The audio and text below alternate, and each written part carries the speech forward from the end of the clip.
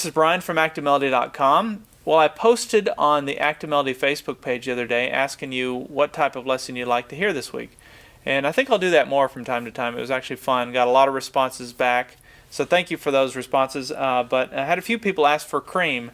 And I thought that would be a great lesson for this week. First of all, I'm a huge Eric Clapton fan. But I realized I haven't done a Cream era Eric Clapton lesson. And Eric Clapton's playing was a lot different when he played with Cream than it is the way that he plays now. His phrasing was a lot different, and it was a lot more raw. And so anyway, I thought it would make a perfect lesson for this week. So if you want the tablature for this lesson, you can get that and the jam track that I'm using. You can download both of those at ActiveMelody.com. Just look for EP035. So let's take a look at the lesson. Alright, so before I break everything down and show you how to play it note for note, let me go ahead and play through this on my own with no accompaniment so that you have this as a reference. And I'm going to play it a little slower than I did in the intro, and I'm also going to back off the overdrive a fair amount so that it's not quite so distorted. So here's what we're going to learn.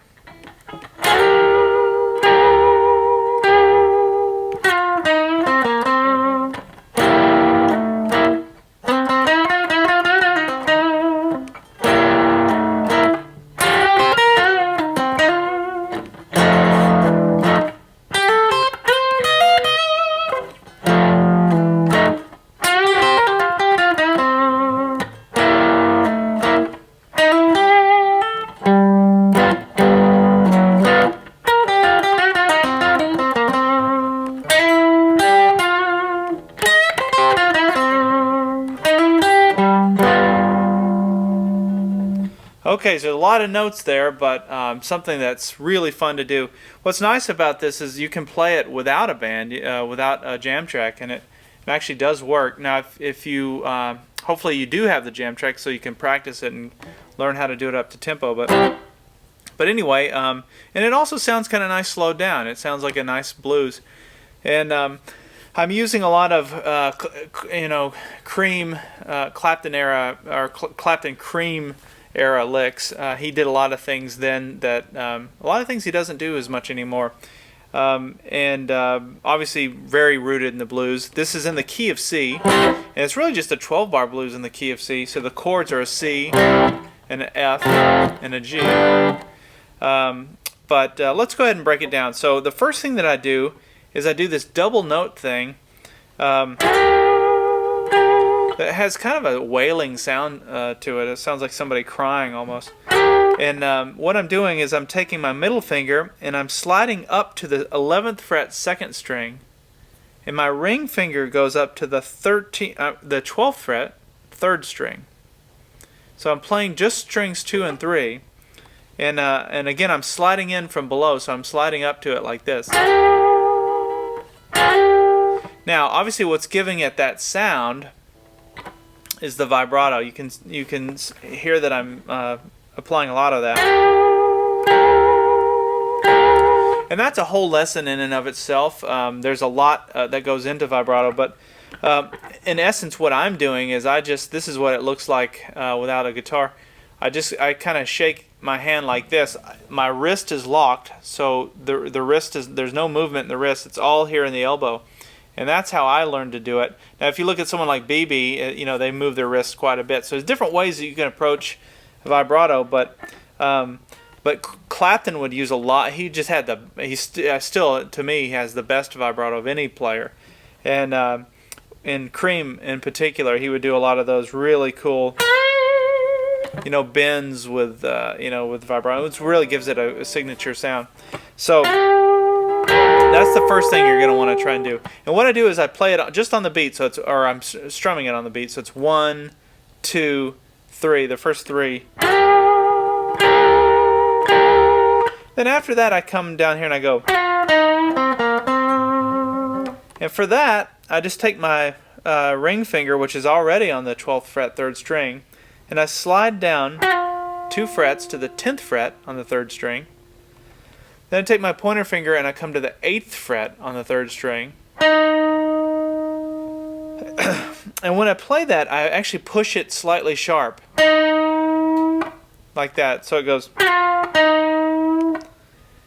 And after that, I come down here to the 4th string, 10th fret with my ring finger, 4th string, 8th fret with my pointer finger, and then back to the 4th string, 10th fret with my ring finger. So altogether, that part sounds like this. Oh, let me try that again.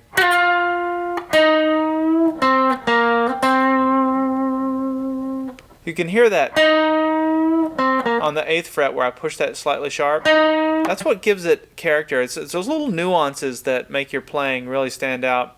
And Eric Clapton is just one of the best when it comes to that. He does a lot of those little things where he's pushing a note sharp, and it makes the string sound like the human voice. So anyway, so here's what it sounds like slowly. After this, we go. Okay?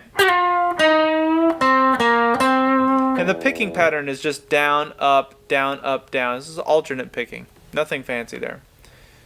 Alright.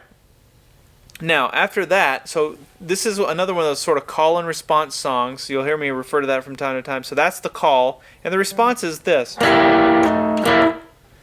So what you're doing when you're playing this style is you're playing kind of two parts at once. You're playing the lead. So think of this as the lead. That's the lead. And then the rhythm is. Now, obviously with Cream, it was a trio band. And so there was no rhythm guitar player. So you'd hear Eric Clapton use that technique a lot, where he would play a rhythm and then he would play a lead. And you listen to a song like Strange Brew and some of those where he's kind of having to do both parts. Now, if you listen to the recorded version, the album version, they would overdub, and so there, you would hear him playing the rhythm parts. But if you ever listen to them live, obviously he had to cover both parts. So, all right, so that's what we're doing. So now the chord. That's really a C7th chord, but the way that I'm making it is I'm using, this is just the D shape, and by the D shape I mean the D, when you learn to make a D down in first position, hopefully you know how to make a D chord by now. It's that same shape, but it's played up here, and so my middle finger is on the 8th fret 2nd string, and my pointer finger is on the 8th fret 4th string, so we skipped a string there. And then my ring finger is on the 9th fret 3rd string. And I'm only playing strings 4, 3, and 2. And that's what gives you that kind of a C7th sound. It's really kind of cool. And what I do is I go, I strum it once, so strum strings 4, 3, and 2 once. Then I slide everything down one fret. So I didn't strum that time, I just slid it down. And then then I bring it back up and I strum it again like that, so it sounds like this. Now you could play it like this. You could strum it each time if that sounds better to your ear, but the way that I did it was like that. So let me put those two pieces together now. So what we have thus far is we have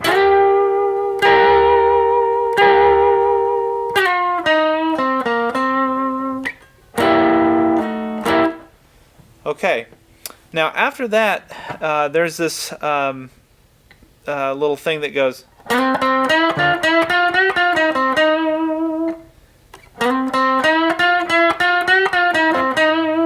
And what I'm doing for that is I'm starting here on the 10th fret 4th string, and I play that twice. And then I come up to the 8th fret 3rd string with my pointer finger, and I do this thing where I go. And what I'm doing for that is I'm pushing. Notice that I'm pushing that with my pointer finger. So I start by pushing it up, and this is going to be hard to explain. I've never had to explain this before, but hopefully I'll do a decent job. So I push that sharp, then I take my ring finger and I come up to the 10th fret on the 3rd string. And what I'm doing is I'm kind of going back and forth between the 10th fret and the 8th fret on that 3rd string. So you can, but what happens is I push that note sharp, and while it's kind of pushed up, I fret it here on the 10th fret, and then I take the 10th fret finger off, and then I'm back to the 8th. there's no this is hard because there's no rhyme or reason to it. It's just sort of the technique is to just kind of push that 8th fret sharp each time that you play it. And so there's not a right amount of sharp. It's not like you're trying to match a note. It's almost like you're trying to make it sound a little bit sloppy. And if you listen to a lot of Cream stuff, you'll hear Eric Clapton do that. And I'm not sure what he's trying to do, but it's cool. It does sound like somebody singing or somebody talking. So that's what's going on there. So it's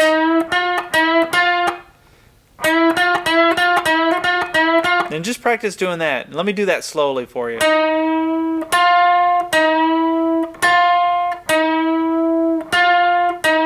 You can see that I just kind of push it sharp each time.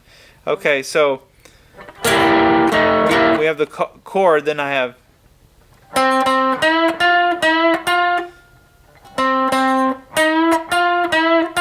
and then I come up here to while I'm on the 10th fret, actually, 3rd string, I go. And so what I'm doing there is I'm playing doing a whole note bend there on the 10th fret, 3rd string. Then coming back to the 10th fret, 3rd string. Back to the 8th fret, 3rd string. And then back down to the 10th fret, 4th string. So all together that little part sounds like this.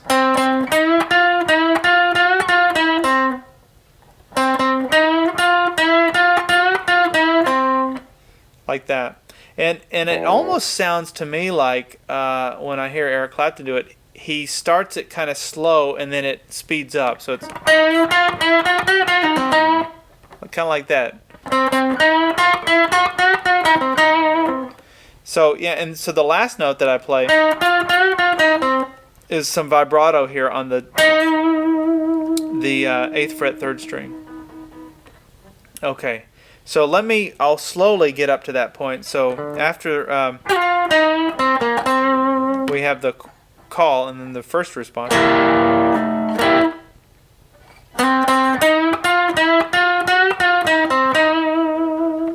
And then I play the chord again, the C7th chord. Okay, and then I do this thing that goes. And that puts you right in position to play the F chord. Or the F7th chord in this case. And what that lick is, I love that. And what I'm doing, and by the way, just the way that I visualize where I'm at, I'm visualizing the C minor pentatonic scale. So you'll hear me always talking about this minor pentatonic scale, and it's just used when you solo, especially in the blues. Use it over and over again. And so there's always that root fret. Well, that root fret is right here. So it's the 8th fret. And so that's kind of home base when I'm playing a solo like this. I always kind of find myself going back. And it's nice because you can bar those first 2 strings on the root fret. So if you're playing by the way, what makes that a root fret? If I was playing the C bar, we're in the key of C. C bar chord there, the bar goes down on the 8th fret. That's the root fret. So because of that, you can bar those 2 strings, and you can do all the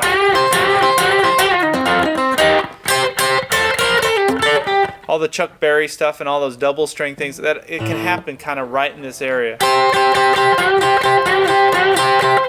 So anyway. The lick is I'm barring the first 2 strings there on the 8th fret, and then I take my middle finger and I come down here to the 10th fret, 3rd string, and I play. What I'm doing is I'm playing strings 3 and 2 at the same time. But as I play them, I bend the 10th fret and do a full bend. So that I'm basically, that's the note I'm trying to match. So it creates kind of a weird clash to your ear, but that's what I'm doing to start that leg.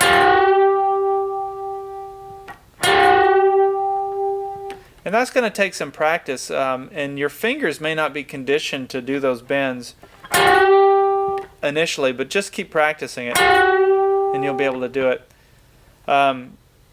Okay, so after the bend, then I come up here and I play the, grab the first string on the 8th fret,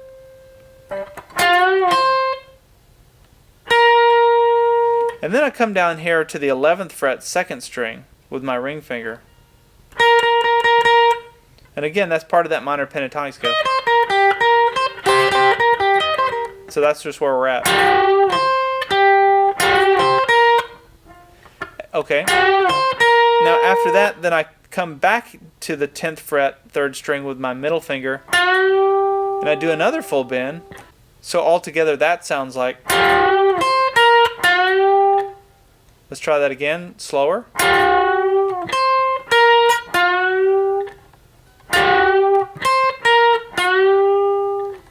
Then after that bend, I come back down to the 10th fret 3rd string, then the 8th fret 3rd string, 10th fret 4th string, and then I'm going to do a hammer-on between the 8th fret and the 10th fret on the 3rd string like this.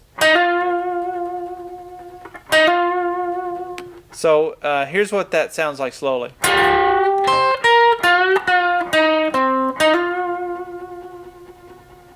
Let me do it again.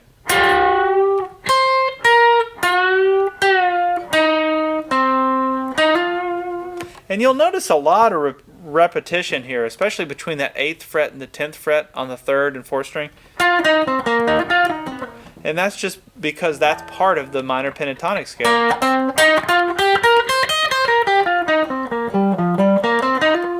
And that's just kind of where you're, where you hang out when you're playing those solos. Okay, so let me back up. I'll play the whole thing up to that point, so we have it.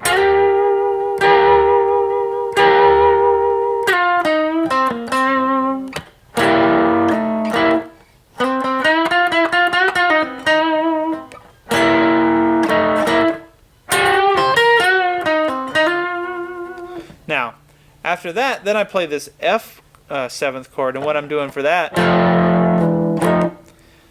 the shape that I'm making is like the D 7th shape. So remember we made a D, for those of you who know, make a D in first position. If you know how to make a D 7th shape, that's the shape that we're making. It's kind of the opposite. If you were to put a mirror up to the D shape, you would get this D 7th shape. It's the same thing. It's sort of inverted. But what I'm doing is I'm playing with my middle finger on and ring finger here on the 8th fret.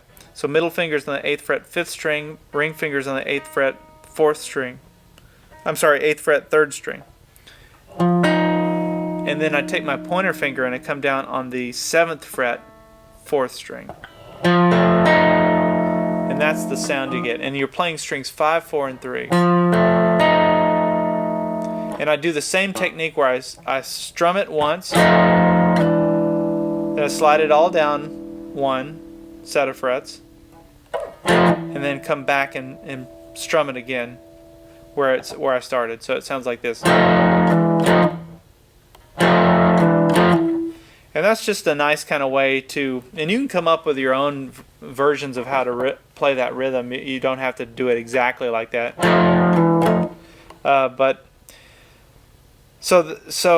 Okay, so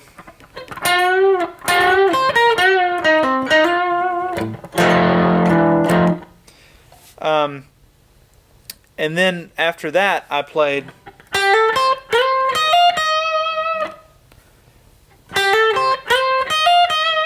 and what that's doing is I'm kind of switching between the major pentatonic scale and the minor pentatonic scale. So the first part of that lick, that's major pentatonic scale. So again, I'm borrowing the first 2 strings on the 8th fret, playing string 2. I'm going to hammer on to string 10 on the 2nd fret. I'm sorry, I said it back. I'm going to hammer on to string 2 on the 10th fret. And then I'm going to play string 1 on the 8th fret. So it's like this. That's the first thing that happens. First 3 notes of that. Now after that, I'm going to match this note, this 8th fret 1st string, but I'm going to match it on the second string by sliding up like this. So I'm sliding up to the 13th fret second string, and I'm starting on the 11th fret second string. So altogether it sounds like. Now as soon as I do that, I'm back into the minor pentatonic scale. So I started in the major, then I slid up to the minor, and then I went. And for that, it's just I'm playing between the 11th fret, 13th fret on the first string, and the vibrato is applied to the 11th fret first string. So altogether, that part sounds like this. And after that, I come down and do the F7th chord again. Okay, so here's what the F part sounds like.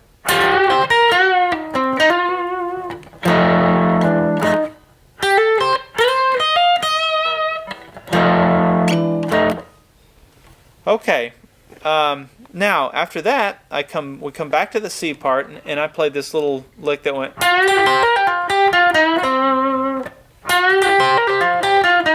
And this will probably be the fastest one that you have to do in the whole thing. And it's pretty straightforward. Again, notice how many times I'm barring strings 1 and 2 on the 8th fret, root fret. So I'm starting by barring those two. Then I take my middle finger and I come down here to the 10th fret 3rd string, another familiar place that we've been. And I'm going to do a full bend. I'm going to start there on the 3rd string, 10th fret. Then I'm going to play strings 2 and 1, which are both barred there on the 8th fret. So it sounds like this. That's how you're going to start it. And that is just blues lick 101. It's Chuck Berry. It's it's everybody. Everybody plays Angus Young. But that's how we start that. Then after that, I do a hammer-on and a pull-off. So I keep this bar. Notice this stays down the whole time. Then I do a hammer-on to the 11th fret second string, and a pull-off. So now after I do that pull-off, I do another hammer-on right away to the 10th fret 3rd string, which is actually the note that we started on. Notice I didn't pick any of those last 3 notes that we just learned.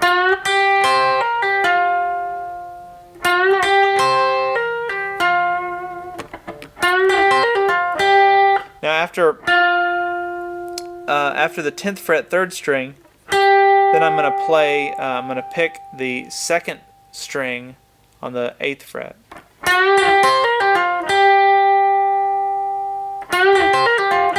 And that's what it sounds like all together when you can get it up to tempo. Okay, so then after this,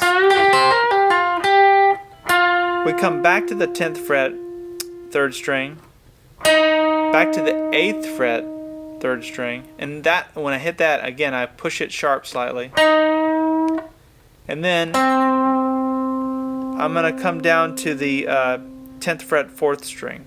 So all together, slowly, that sounds like.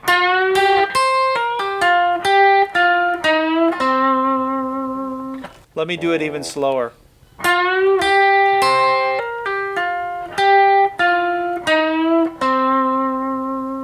So that's a lot of licks to be thrown into a very small amount of space. But if you practice that, you'll be able to do it fairly quickly.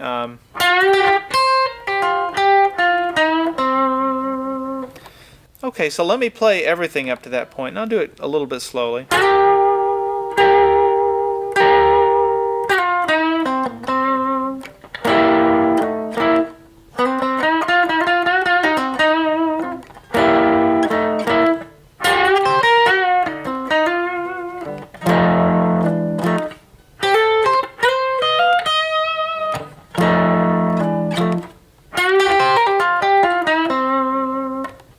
Now, after that, then I come back to the C7th.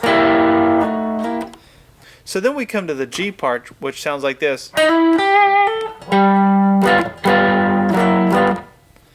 And for that, all I'm doing is I'm starting on the 8th fret 3rd string, and I'm hammering on to the 9th fret 3rd string.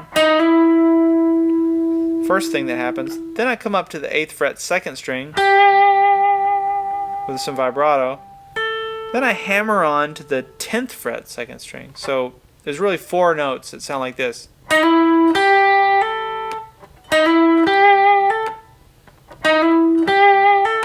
Now, after you play that 10th fret 2nd string, then you're going to, with your ring finger, then you're going to take your middle finger and you're going to come down and put your middle finger down on the 5th fret, the 5th string, 10th fret. And what you're doing basically is you're going to make that same shape. Remember when we made the F chord, the F7th chord, like that, which was that D7th shape inverted? You're going to make that shape, but you're going to slide everything up 2 frets. And when you do that, that's actually the G. So this is F, F sharp, and then there's G. So that's the G7th. And again, you're only going to play strings 5, 4, and 3, just like you did with the F.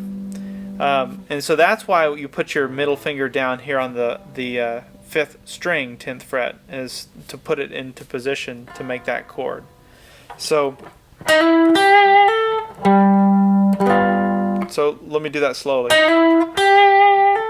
See, the middle finger goes down, and then you're in position to make that chord. And the first thing you do is to actually play that 5th string. And then what I did was I played the chord twice. I went, and that was really just because the timing sort of worked out better that way.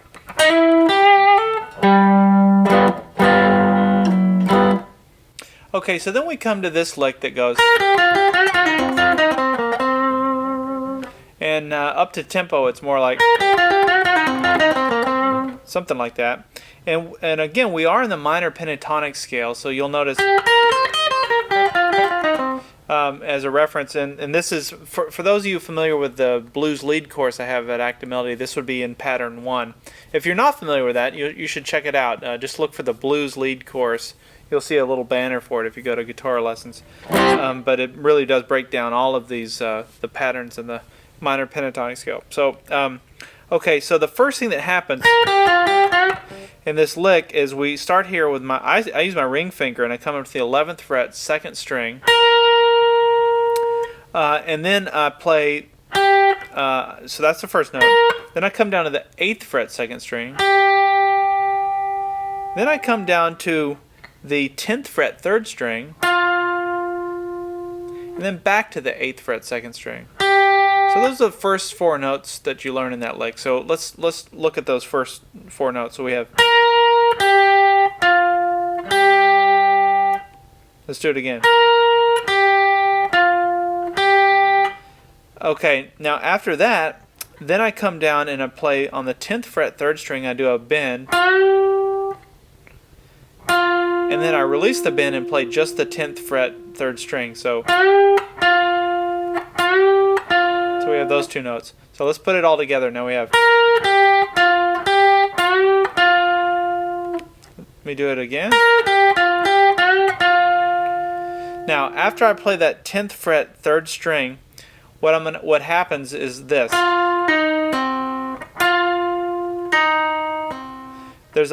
After I hit the 10th fret 3rd string, I do a pull off. So there's hitting it. Then I do a pull off, which just I kind of flick the string as I pull it off.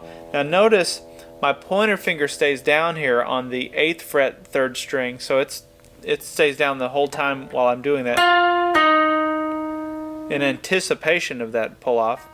And after the pull off, there's a hammer on to the 10th fret 4th string and I use my ring finger for that. So altogether, that part sounds like this. Watch my right hand. So you can see I'm picking twice. 1, 2, and the other 2 notes are created by doing a pull off and a hammer on. Okay, so up to that point we have.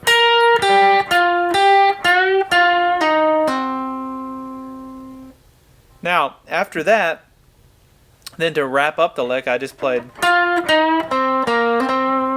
And so what I'm doing for that is, when I hammer onto the 10th fret 4th string, I'm going to go ahead and lay my finger down so that I'm actually barring, really the first, what I'm trying to do, the note I'm going to play is the 10th fret 3rd string. So I'm just going to go ahead and bar. And because of that, I'm not really double jointed like some people are. So I have to just kind of bar the first four strings, really. But some people can just bar those too. I've never figured out how to do that. But so after you play that 10th fret 4th string, you're going to come up and play the 10th fret 3rd string, thus the bar. Then you're going to come back to the 8th fret 3rd string, back to the 10th fret 4th string, 8th fret 4th string, and then land on the 10th fret 4th string. So let's slow that last little run down. So we have,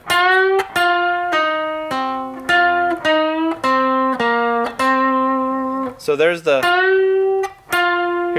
pull off, hammer on,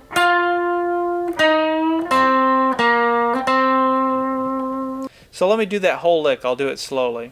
Here's what it should sound like.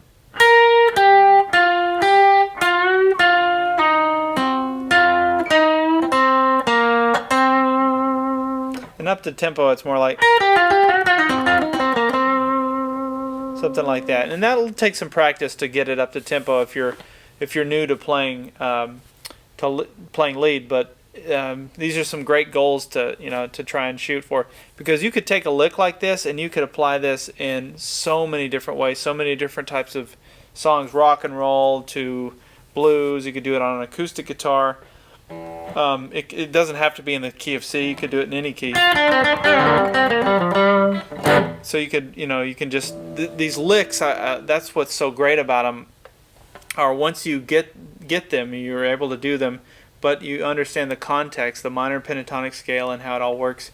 You can really start to build a library of these. I think of them as words, and so you become more articulate as you learn more words and more phrasings. All right, so taking it from the F part of the song, we have.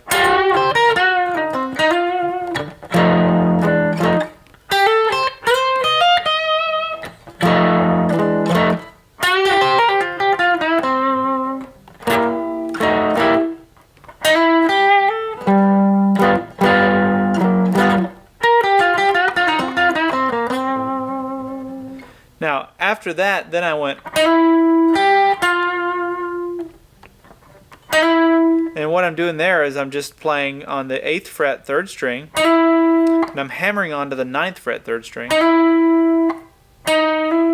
like that, just single strings. Then I come up and play the 8th fret 2nd string,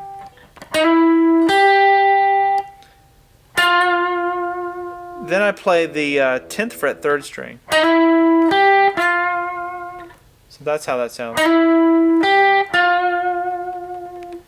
And then to round this whole thing out, I went.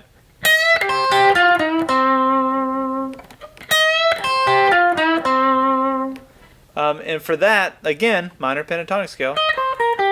But I'm going to bend here. I'm on the 11th fret 1st string with my ring finger. And you can hear that bend. Here I'm pushing it sharp. So after I bend that, and it's not a full bend either. It's just a sort of a half bend. It's just enough to give it some twang.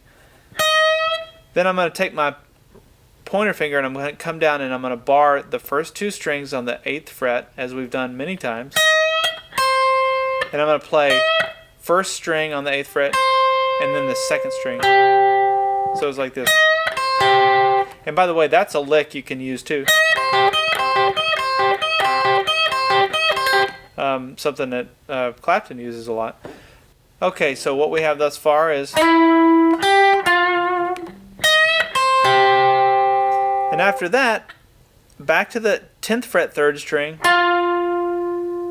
then back to the 8th fret 3rd string, pushing it slightly sharp, pretty much every time we hit it.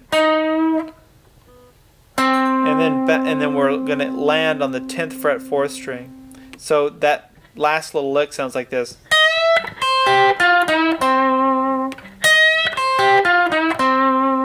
Let me do it slowly.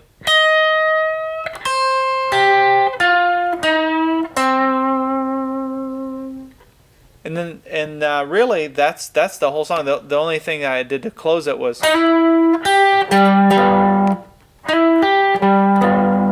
And for that, it's just that hammer on between the 8th fret and the 8th fret and the 9th fret of the 3rd string,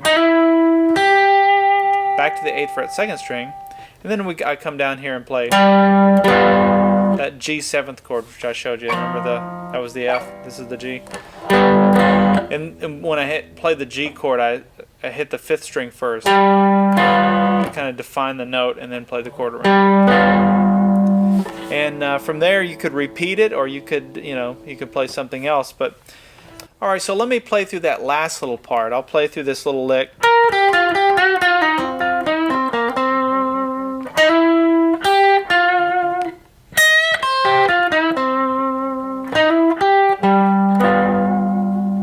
Okay, I'll do the whole thing now. I'll do it slowly, and that will conclude this lesson. So here we go.